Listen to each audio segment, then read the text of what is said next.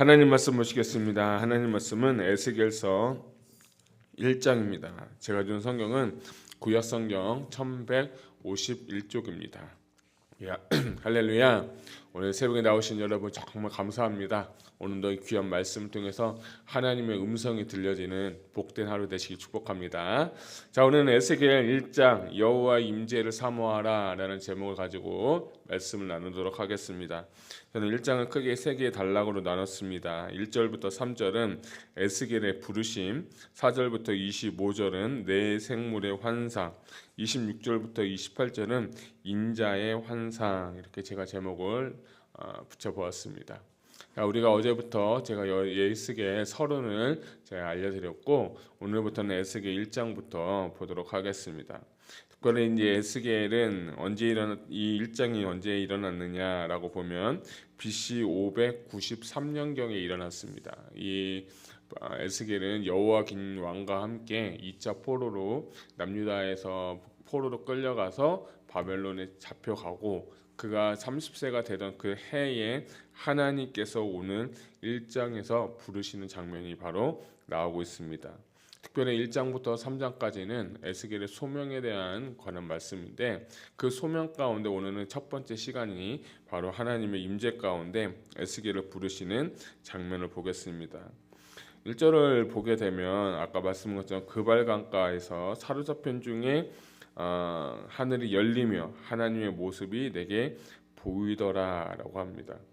여기서 왜 그발 강가에서 하나님을 만났을까라고 여러분이 좀 발견하는 게 좋은 게 뭐냐면, 성경 연구를 좀 찾아보니까 이 그발 강이 이제 바벨론에 있는 강인데, 유프라데스 강에서 끌어들인 인공 운하 그 공사를 하면서 유다인들의 당시 포로들이 운하 건설, 공사 등 강제 노동을 하던 곳이 어디냐? 바로 그발 강가다라는 거예요. 저도 이번에 연구를 하면서 처음 발견한 게, 왜 그발 강가에 갔을까? 왜 그발 강가에 갔을까? 이렇게 생각을 했는데, 그곳에 가서 이제 이스라엘 백성들이 포로로 잡혀갔으니까 그 운하를 만드는데 이렇게 종살이를 했다라는 겁니다.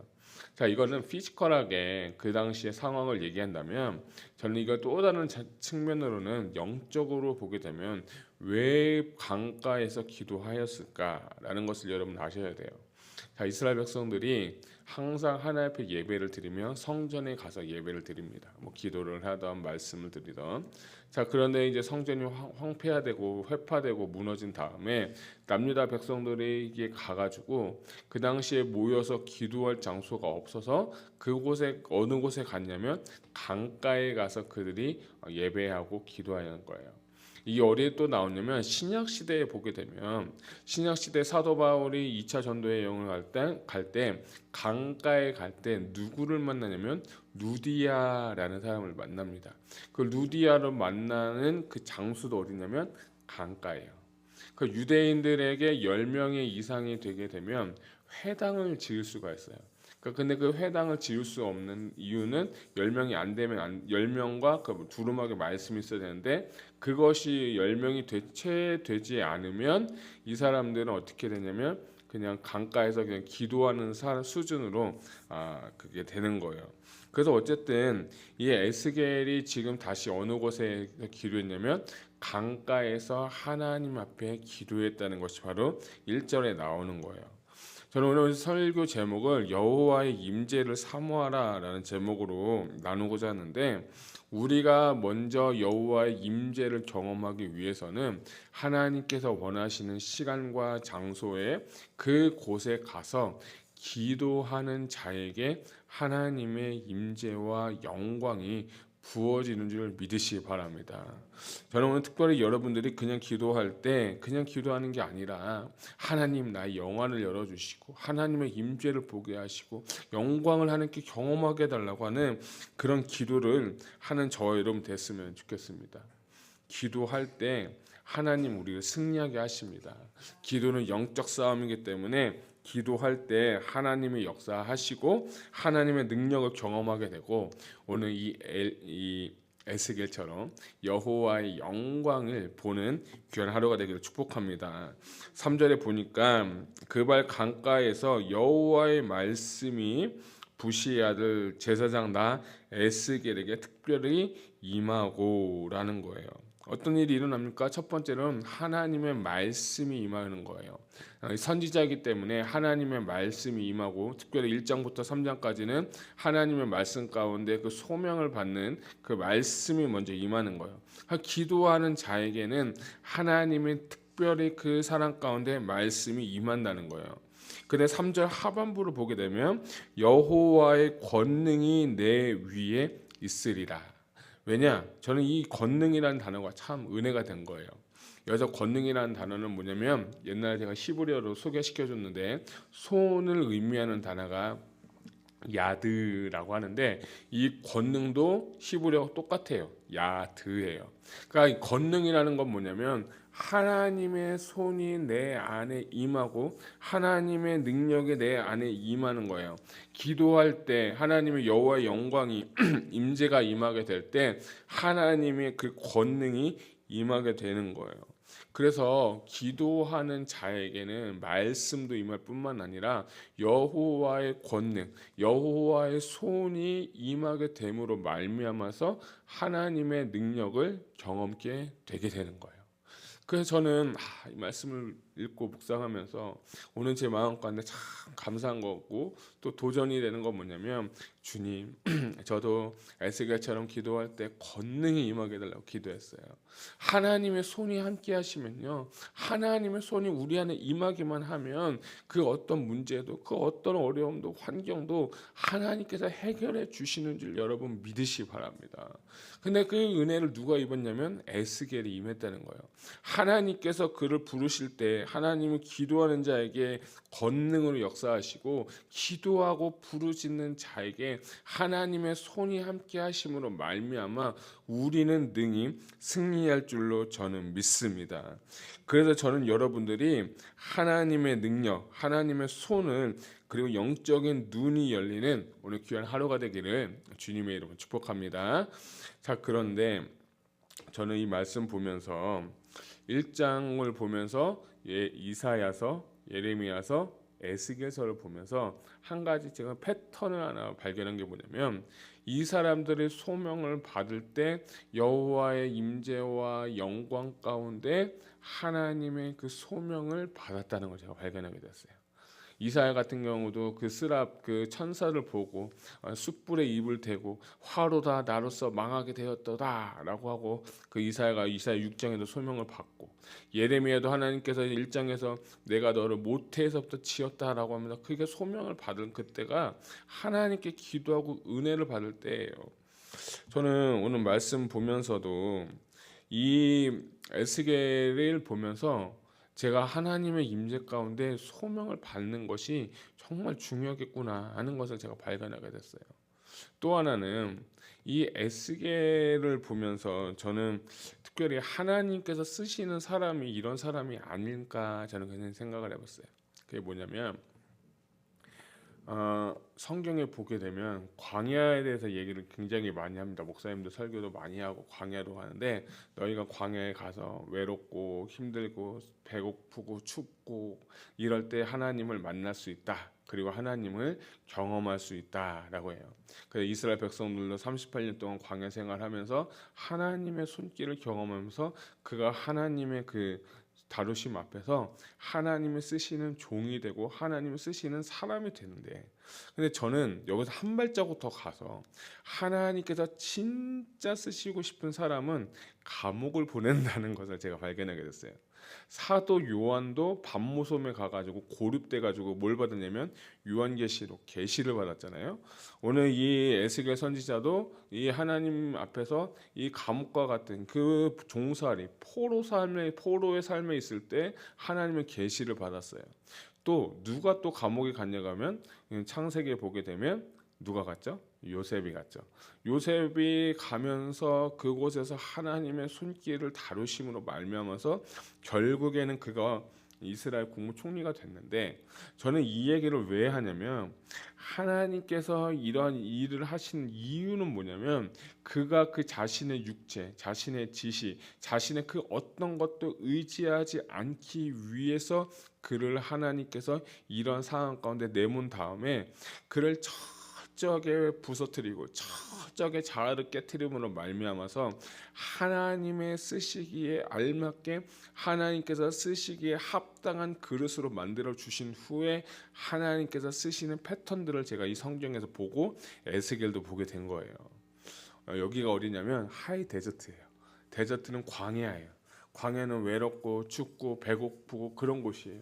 그런데 그럴 때마다 여러분 낭망하지 마시고 좌절하지 마시고 외롭다고 하지 마시고 하나님의 손길이 나와 함께 하는구나, 하나님이 나와 동행하시는구나 하는 그런 믿음을 가지고 오늘 승리하는 저와 여러분 되시기를 축복합니다. 에스겔은 신기하게도 포로기에서 쓰임받았던 선지자예요. 포로로 잡혀갔을 때 여호와의 손이 임하고 권능이 임하니까 그도 하나님의 쓰시는 선지자가 되어서 이스라엘 백성들에게 하나님의 말씀을 대언하는 사람이 되었다고 한다면, 하나님께서 오늘 이곳에 이 장소에 나를 보내신 목적과 뜻을 안다면 오늘 하루도 우리는 하루를 살아도 정말 허투루 살지 마시고 오늘 하루도 하나님 앞에서 진실되고 성실하게 살아갈 수 있는 저와 여러분 되시기를 주님의 이름으로 축복합니다. 자, 그 가운데 하나님의 임재와 영광 가운데 내 생물을 보게 되는 거예요. 4절부터 21절 보게 되면 이 내 생물에서 묘사를 하는데 내게 얼굴이 나오는데 사람과 같다, 또한 사자와 같다, 소와 같다, 독수리와 같다라고 하면서 1장 10절에 기록이 되어 있고요. 근데 이것하고 굉장히 비슷한 구절이 어디 나오냐면 요한계시록 4장 7절에 보면 첫째 생물은 사자 같고 둘째 생물은 송아지 같고 셋째 생물은 사람 얼굴을 가졌고 넷째 생물은 날아가는 독수리와 같다라고 하면서 에스겔 1장 10절과 요한계시록 4장 7절에 하나님의 임재 가운데 그 영광 가운데 환상을 보게 되는데 어떠한 그 천사들, 에스겔 좀 더 보게 되면 10장 쪽에 보게 되면 이것이 다 하나님의 천사들에 나오는데 이 의미들을 말씀드리면 사자하며 왕권을 또 의미하고요. 소하면은 힘과 섬김을 의미하고 사람은 지혜를 의미하기도 하고 독수리는 뭐냐? 초월하시는 하나님을 보게 되는 거예요. 그래서 이가 하나님 이 에스겔이 환상 가운데 이 생물들을 보면서 그 영안이 열리고 하나님의 영광을 경험하게 됨으로 말미암아서 진짜 이가 하나님 앞에 소명받는 시간이 바로 언제냐? 바로 이때다라는 거예요. 에스겔하고 요한계시록의 좀 차이는 뭐냐면 에스겔은 소명이고 또한 하나님의 그 영광을 보았다면 요한계시록 같은 경우는 뭘 묘사하냐면 예수 그리스도를 또 의미하고 다시 오실 예수님, 재림하시는 그 예수님을 의미했다라는 거예요. 이거를 보면서 진짜 깊은 기도 가운데 깊은 하나님의 임재 가운데 하나님의 영적인 세계가 있어야 되는구나. 여러분 기도할 때 한 가지 우리 기도했으면 좋겠는데 영안을 열어달라고 기도하시기 바랍니다. 제가 저번 주일날로 말씀드린 것처럼 우리 사람은 영적인 사람이에요. 영적인 세계가 열려야 되는데 영적인 세계가 열려야 그때부터 중보기도가 시작이 되고 영적인 세계가 열려야 그때부터 영적 싸움을 할 수가 있거든요. 그래서 우리가 성령을 받고 능력을 받고 권능 받아서 영적인 세계가 열리면서 하나님이 보여주시는 거, 하나님이 들려주시는 거, 하나님께서 나에게 말씀하신 그 말씀 순종해서 말미암아 중보기도 하는 거예요. 그래서 오늘 저는 이 에스겔이 우리에게 샘플이 되고 도전이 되는 건 뭐냐면 하나님의 임재가 있고 하나님의 권능이 임하니까 영안이 열려서 하나님의 그 깊은 아름다운 영광의 매료됨으로 말미암아서 이가 하나님의 사역을 감당하게 됐다는 거예요. 죄가 주는 즐거움은요 오래가지 못해요. 하나님이 주시는 그 영광은요 영원한 거예요. 여러분 이것을 경험해야 되는 거예요. 이것을 경험하게 되면 기도하는 시간이 기다려지고 이것을 정말 체험하게 되면 그 세상 그 어느 것하고도 비교할 수 없는 거예요. 더 기도하고 싶고 더 하나님 앞에 가고 싶고 더 하나님 앞에서 기도하고 무릎 꿇고 주님과 교제하고 싶고 이 마음이 우리 안에서 풀어지고 우리 안에서 부어지기를 소망합니다. 정말 여러분 오늘 이 새벽에 이런 마음을 놓고 기도할 수 있는 저와 여러분 되시길 축복합니다. 자, 26절부터 28절까지는 우리 같이 한번 읽도록 하겠습니다. 같이 읽겠습니다. 시작. 그 머리 위에 있는 궁창 위에 보호자의 형상이 있는데 그 모양이 남보석 같고 그 보호자의 형상 위에 한 형상이 있어 사람의 모양 같더라. 내가 보니 그 허리 위의 모양은 단쇠 같아서 그 속과 주위가 불 같고 내가 보니 그 허리 아래의 모양도 불 같아서 사방으로 광채가 나며 그 사방 광채의 모양은 비 오는 날 구름에 있는 무지개 같으니 이는 여호와의 영광의 형상이라. 내가 보고 엎드려 말씀하시는 이의 음성을 들으니라. 아멘. 자, 4절부터 25절까지는 아까 내 생물에 관해서 또 바퀴에 대해서 말씀드렸고요. 26절부터 28절은 한 사람의 형상이 나온다. 근데 26절 하반부에 보니까 사람의 모양 같더라 라고 하는데 이 세 구절도 참 재밌어요. 이 세 구절도 구약 에스겔 1장 26절부터 28절 그리고 다니엘서 7장 13절부터 14절 그 요한계시록 1장 13절부터 16절까지 비슷하게 나오는 내용들이 굉장히 많습니다. 그래서 에스겔 같은 경우는 빛과 어두움과 보좌 가운데 두려움 가운데 나아갔고요. 다니엘 같은 경우는 하늘에서 구름을 타고 오는 분으로 묘사가 되어 있고 신약 요한계시록에는 흰 옷, 해처럼 얼굴이 빛나고 손과 발의 권능과 경외감으로 나오는 모습으로 한 분을 묘사하는데 그 분이 누구냐? 바로 메시아 예수 그리스도를 의미하는 거예요. 어떻게 보면 이 구약 시대의 이 에스겔 같은 경우는 하나님이 될 수도 있어요. 아직 예수님이 계시가 되지 않으셨기 때문에 하나님의 그 형상, 사람의 형상을 가지고 이 에스겔에게 하나님이 이제 말씀을 하시는데 특별히 신약 시대에 있는 것 같은 경우는 사도 요한이 반모섬에서 예수님의 그 형상, 아름답고 광활한 그 형상을 정말 경험하면서 예수님의 모습을 묘사했는데 그분이 구약 초림하신 분은 초라하게 죽고 초라하게 십자가 달려 돌아가셨지만